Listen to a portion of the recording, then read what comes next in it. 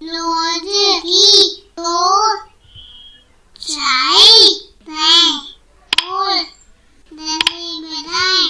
दोस्तों, आपको याद होगा कि हमने आखिरी दफ़ा ये देखा था कि गुना की जो तालिका होती है उसे हम कैसे बना सकते हैं।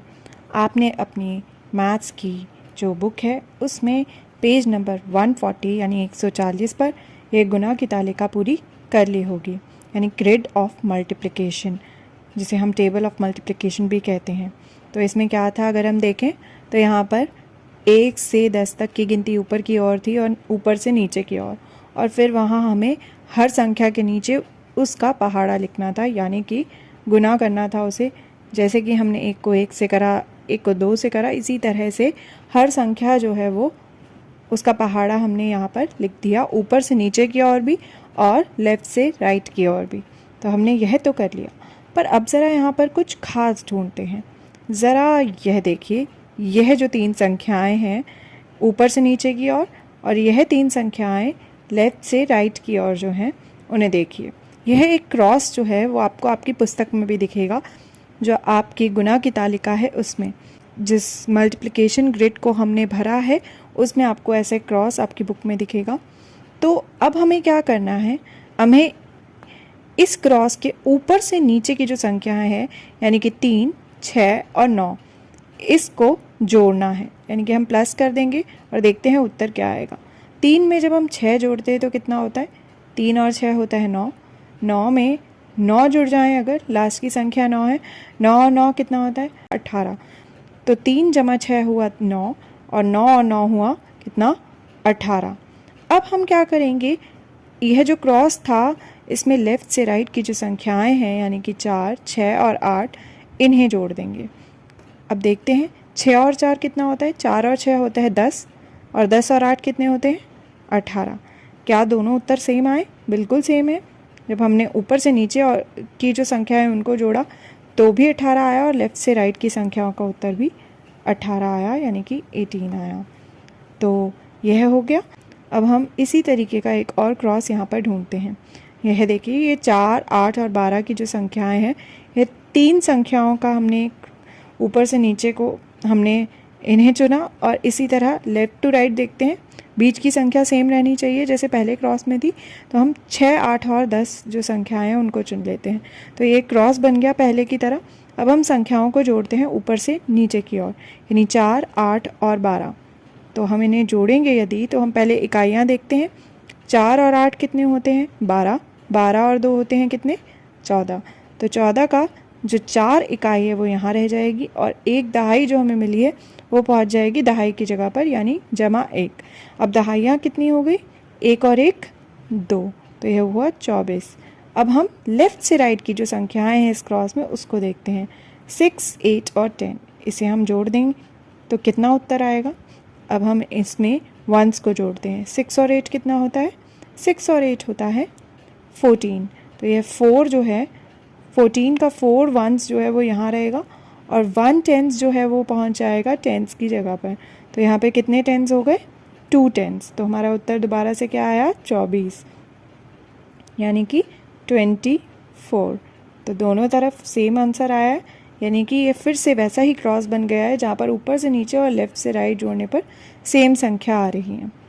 अब देखते हैं एक और ऐसा क्रॉस, कहीं और थोड़ा दूर जाकर देखते हैं। अभी तक हम छोटी संख्याओं को देख रहे थे, चलिए हम यहाँ देखते हैं। 28, 32 और 36, और लेफ़्ट से राइट कौन सी संख्याएं लेंगे हम, 24, 32 और 40। बीच की संख्या सेम रहनी चाहिए। अब हम ऊपर से नीचे की संख्याओं को जोड़ते हैं। 28, 32 और 36 को हम जोड़ देते हैं। तो दहाइयों को यदि हम जोड़ें, 8 और 2 होता है 10, 10 और 6 कितना होता है 16। 16 का जो 6 इकाई है वो यहाँ रहेंगी और 1 दहाई ऊपर पहुँच जाएगी, यानी कि दहाई की जगह पर। अब हम दहाइयाँ जोड़ देते हैं।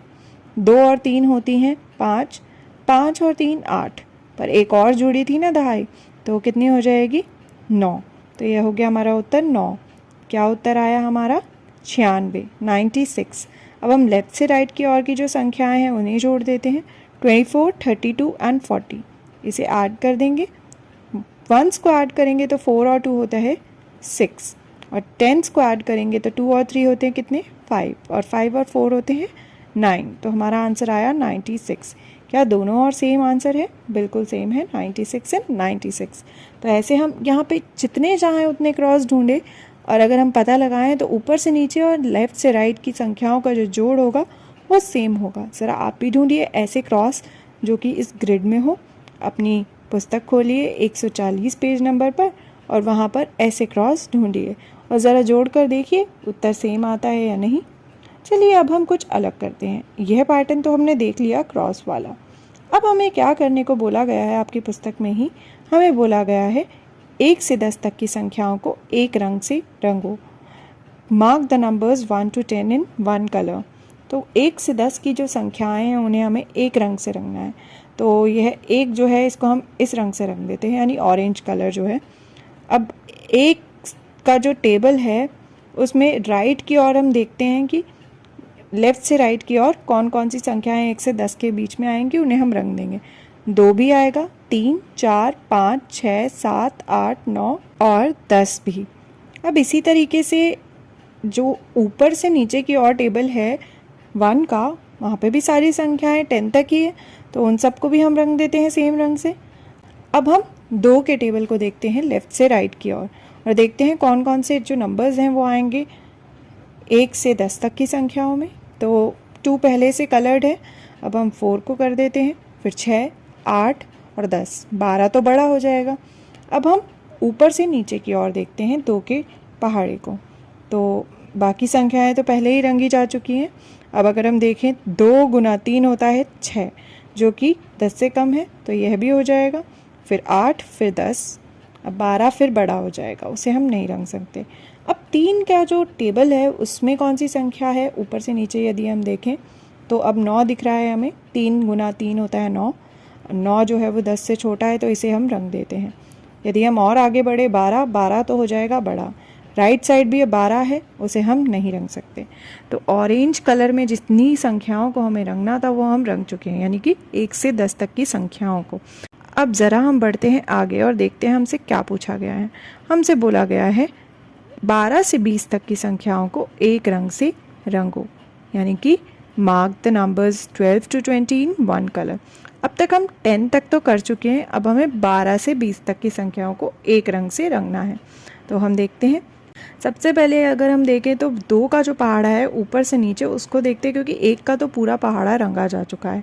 तो 2 का जो पहाड़ा है ऊपर से नीचे की ओर, तो अब अगली संख्या जो है 2 के पहाड़े में वो है 2 गुना 6, 12, और 12 जो है वो 12 से 20 के बीच की संख्या है, तो इसे हम रंग देते हैं। फिर 14 भी, 16, 18 और 20 भी। अब इसी तरह हम 3 का टेबल देखते हैं ऊपर से नीचे की ओर, तो जो हमारी संख्या है वो है 12, फिर 15, 18, 21 हो जाएगा 20 से बड़ा, उसे हम नहीं रंगेंगे।